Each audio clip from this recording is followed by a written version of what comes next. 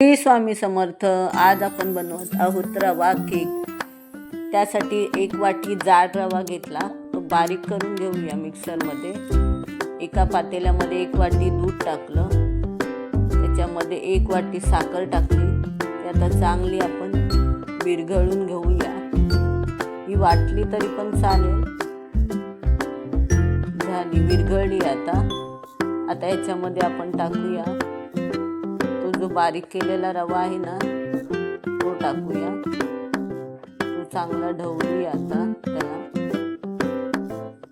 आता 10 मिनिटं ह्याला बाजूला ठेवूया. 10 मिनिटं झालेली आहे. त्याच्यामध्ये टाकूया व्हॅनिला इन्सेन्स. हे टाकलं तर वेलची टाकायची गरज नाही आहे. आता चांगलं ढवळून घेऊया. चांगलं ढवळले. आता परत ह्याला 10 मिनिटं ठेवूया जरा.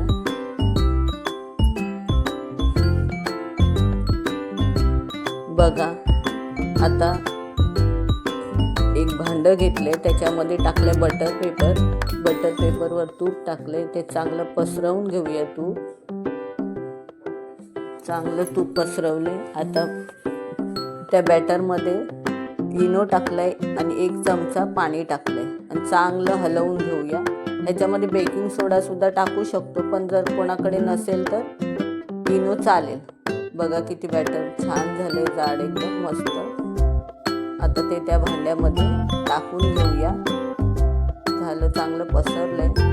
आता चुलीवर करते मी. चुलीवर ठेवली एक कढई, त्याच्यामध्ये टाकलंय जाड मीठ आणि रिंग ठेवली आहे.